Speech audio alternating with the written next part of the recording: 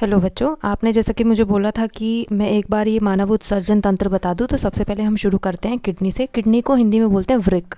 ठीक है, तो किडनी हमारी क्या होती है? वृक्क। ये होता है हमारा पूरा स्ट्रक्चर है, रफ डायग्राम मैंने बना दिया है। ये वृक्क है, इसके ऊपर ये जो छोटा सा पार्ट होता है बेटा, उसको अधिवृक्क बोलते हैं। एक्चुअली ये हार्मोन सिक्रेट करता है। जब देखा है आपको कि कभी भी एकदम से गाड़ी सामने आ जाती है या फिर मुंह में पानी आना, ये सारे के सारे जो लक्षण होते हैं, जो एकदम से देखने के बाद किसी को आप रिएक्ट करते हो, है ना। जैसे कि एकदम से कोई कुत्ता सामने आ गया, कुछ भी, तो आपको बहुत जल्दी से पसीने आ जाते हैं। तो वो जो डर की वजह से आपकी हार्ट बीट फास्ट हो जाती है, वो किस वजह से होता है बेटा? इस हार्मोन की वजह से। ये आप 11वीं-12वीं में पढ़ोगे, इसलिए काम का नहीं है, आपके काम का सिर्फ इतना डायग्राम है, लेकिन ये इसके ऊपर प्रेजेंट होता है, इसलिए मैंने बता दिया। हो सकता है कि लेबलिंग आ जाए, आपसे पूछे कि ये क्या होता है, तो ये अधिवृक्क का होता है।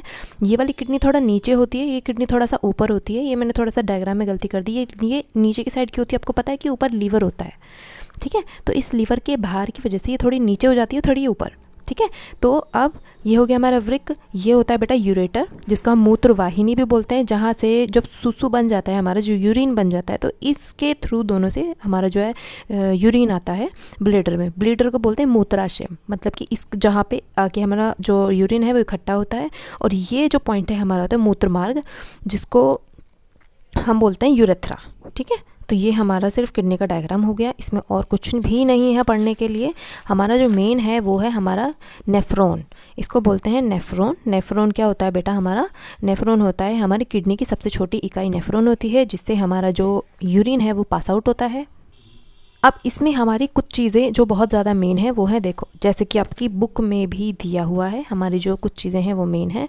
सबसे पहले कोशिका गुच्छ, जिसको हम ग्लोमेरुलस भी बोलते हैं। दूसरा होता है बोमन संपुट। तीसरा नलिकाकार भाग। और फिर संग्राहक वाहिनी। अब इसमें क्या होता है बेटा? ये जो गुच्छे जैसा भाग होता है, जहाँ से हमारा जो ब्लड आ रहा है, हमारा नेफ्रॉन का या किडनी का मेन काम क्या होता है कि हमारे ब्लड को प्यूरिफाई करना। ठीक है, तो अब क्या होता है कि जब बहुत सारी छोटी छोटी नलियाँ खून की आकर यहाँ से पास होती हैं, ठीक है, यहाँ से ऐसे ये जुड़ा होता है बेटा, ये पूरा जुड़ा होता है ऐसे। तो यहाँ पे ये जो गुच्छा है, यहाँ से ब्लड ऐसे आएगा इसके थ्रू, तो ये ग्लोमेरुलस होता है। तो इसका काम क्या होता है बेटा? इसका काम होता है निस्पंदन। निस्पंदन मतलब, इसका निस्पंदन का मतलब होता है अल्ट्रा फिल्ट्रेशन, फिल्टर करना। हमारे ब्लड को एक्चुअली फिल्टर कौन करता है? ग्लोमेरुलस। ये क्या करता है? रक्त के कणों को छानता है, शुद्ध रक्त को वापस भेज देता है। यहीं से ब्लड प्यूरिफाई होगा और यहीं से वापस चला जाएगा। लेकिन अब जो ब्लड प्यूरिफाई होता है, इसमें क्या करते हैं? जैसे कि आरओ सिस्टम होता है ना बेटा, वो क्या करता है? पानी को खींचता है, और जितने चाहे उसमें मिनरल्स हों, आपके अच्छी अच्छी चीज़ें हों, जितने भी मिनरल्स जो हमारी बॉडी के लिए ज़रूरी हैं, वो भी बाहर के निकाल फेंक देता है। ठीक है, तो लेकिन सेम इसी तरीके से हमारे जो बॉडी का आरओ है वो ग्लोमेरुलस है। ये क्या करता है? ब्लड आता है, इसके जितने भी अच्छे अच्छे कैल्शियम, मैग्नीशियम, सोडियम, पोटेशियम, जो अच्छी अच्छी चीज़ें हैं, ये उसको भी छान के आगे भेज देता है। कौन? ग्लोमेरुलस। सिर्फ साफ़ होकर, सिर्फ क्लीन ब्लड जाएगा, उसमें कुछ भी क्वालिटी नहीं होगी। वो मतलब कि कचरे के साथ साथ अच्छी चीज़ें भी छीन लेता है। तो इसका काम क्या क्या हुआ? ग्लोमेरुलस का निस्पंदन करना। ठीक है, आगे बढ़ते हैं। अब क्या हुआ? जो उसने खींची, जो चीज़ें उसने खींची, जो गंद, कचरा, प्लस में जो विटामिन, मिनरल्स वगैरह जो भी उसने खींचे, वो यहाँ पे आ जाते हैं। बोमन अगला पार्ट हमारा क्या है बेटा? बोमन। इसमें क्या करता है? आवश्यक पदार्थ का पुनः अवशोषण, मतलब कि जहाँ इसने सारा एब्जॉर्ब किया था, हर चीज़ उसने फिल्टर करके बाहर यहाँ पे पास कर दी थी और ब्लड को वापस भेज दिया था, वहीं पर बोमन क्या करता है बेटा? आवश्यक पदार्थों का पुनः अवशोषण। इसकी बाउंड्रीज से, ये जो बाउंड्रीज होती हैं, यहाँ तक आते आते ये चीज़ें, ये जो यहाँ तक आते आते सारी की सारी इंपॉर्टेंट चीज़ें सारी की सारी वापस से एब्जॉर्ब कर लेता है। तो इसका, बोमन का काम क्या होता है बेटा? यूरिया को अलग करके, मतलब कि अलग करके आवश्यक सामग्री को वापस से अवशोषित कर लेना, पुनः अवशोषण। ठीक है, तो ये क्या करता है बेटा? यहाँ से जब अवशोषण हो जाता है, यहाँ से जब अवशोषण हो जाएगा, यहाँ तक अवशोषण हो गया, उसके बाद यहाँ से क्या होगा? जो हमारा यूरिन होगा, जो हमारा मूत्र होगा, इस नली के थ्रू ऐसे करके एक लंबी सी एक नली होती है बेटा, जहाँ से बाकी के नेफ्रॉन भी जुड़े हुए होंगे, यहाँ से ऐसे पास करके हमारे किडनी से, अब यहाँ से ये सारे के सारे जो नेफ्रॉन होते हैं वो कहाँ प्रेजेंट होते हैं बेटा? इसमें, नेफ्रॉन में। तो यहाँ पे बहुत सारे छोटे छोटे ऐसे ऐसे कर करके बहुत सारे नेफ्रॉन होंगे। करीबन 8 लाख। तो ये सारे के सारे जो नेफ्रॉन होते हैं, छोटे छोटे जो नेफ्रॉन होते हैं, ऐसी छोटी छोटी नलिकाओं से जुड़े होते हैं। ऐसे करके नलिकाएं जुड़ी होंगी और यहाँ से बहुत सारे और भी नेफ्रॉन्स होंगे जो ऐसे ऐसे निकले हुए होंगे। अब इसकी फाइनल जो नलिकाएं होती हैं इससे जुड़ी होती हैं और इससे ऐसे निकल के, मतलब कि ऐसे निकल के चली जाती हैं। ठीक है, अब आया हमारा जो अगला पार्ट। सॉरी, ये जो है मतलब यहाँ से नहीं जाएगा, यहाँ से, मतलब कि ये जो नलियाँ होती हैं ना बेटा, यहाँ तक आती हैं ऐसे करके। ठीक है, ऐसे, ये कहीं मैंने पीछे से दिखा दिया, ये नलियाँ ऐसे आती हैं। तो ये क्या करेगा, जितने भी सुसु होगा, जो हमारा यूरिन होगा, वो इसके थ्रू ऐसे करके आ जाएगा। और ये जो होती हैं ये और ये नीली और लाल रंग की आपकी बुक में दिखाई गई है। इससे जो ब्लड आपका प्यूरीफाई छन के गया वो वापस चला जाता है। जैसे कि इसमें हम देख सकते हैं कि इसमें क्या होता है बेटा, ये जो आता है आपका, इसमें शायद दिख नहीं रहा होगा आपको, देखो यहाँ से ये जो पार्ट है, यहाँ से तो आपको मूत्र आ जाएगा, नेफ्रॉन जहाँ से मूत्र को मतलब कि बना के यहाँ पे इकट्ठा कर देता है। नीली मतलब कि यहाँ पर आया है आपका इम्प्योर ब्लड। नीली वाली जो आपकी नलिकाएँ हैं, इससे आता है इम्प्योर ब्लड, और लाल वाले में चला जाता है आपका प्योर ब्लड। छन के हमारा ब्लड अलग हो गया और जो यूरिया है, जो यूरिन है हमारी बॉडी में से जो निकला है वो अलग हो गया। ठीक है, अब हमारा जो मतलब कि हमने क्या समझा कि जो किडनी का काम क्या होता है बेटा, किडनी का काम होता है उत्सर्जन तथा पुनः अवशोषण। ठीक है, हमारा जो किडनी का काम होता है क्या होता है, उत्सर्जन तथा पुनः अवशोषण, दोनों काम एक साथ होते हैं। इसका मतलब आप नहीं कह सकते कि किडनी सिर्फ उत्सर्जन करता है, नहीं। किडनी अगर मैं पूरा सिस्टम कहूँ तो वो सिर्फ उत्सर्जन नहीं, लेकिन सही सामग्री का अवशोषण करना भी है। ठीक है, अब ग्लोमेरुलस का काम क्या है, ग्लोमेरुलस का काम होता है सिर्फ उत्सर्जन, क्योंकि उसने ब्लड को लिया, लेने के बाद पूरा फिल्टर करके वापस भेज दिया हमारी नलिकाओं में। लेकिन हमारे बोमन का काम क्या हुआ, बोमन का काम ज़्यादा इंपॉर्टेंट है बेटा। उसने क्या किया, जो अच्छी अच्छी चीज़ें थी हमारे ब्लड से पुनः अवशोषित करके और उसको वापस से यहाँ से अवशोषित करके छोटी छोटी नलिकाओं में वापस भेज देता है। ठीक है, कहाँ पे जाता है वो ब्लड कहाँ पे जाता है बेटा, यहाँ से, ये जो लाल वाली आपके दिख रही है, यहाँ से प्योर ब्लड आपका चला जाता है। ठीक है, वापस से हमारी बॉडी में। अब हमारा जो आगे का क्वेश्चन आता है कि अपोहन कहाँ होता है। अपोहन होता है बेटा डायलाइसिस। डायलाइसिस का मतलब होता है कि आपके ब्लड को सुसु से, यूरिन से बिल्कुल अलग थलग कर देना। तो वो डायलाइसिस या मैं बोलूँ अपोहन जो काम होता है वो कहाँ होता है, बोमन में। इससे क्या हुआ, निस्पंदन, और इससे क्या हुआ, अपोहन। आवश्यक पदार्थ का पुनः अवशोषण भी होता है और यूरिया का जो बनना है, जो फाइनली जो संश्लेषित होता है हमारा यूरिया, वो होता है हमारा बोमन में। ठीक है, अब दोनों चीज़ें आपको साफ़ होनी चाहिए। इसका मतलब नेफ्रॉन, पेशाब कौन बनाता है, नेफ्रॉन, या मैं बोल सकती हूँ किडनी बनाता है।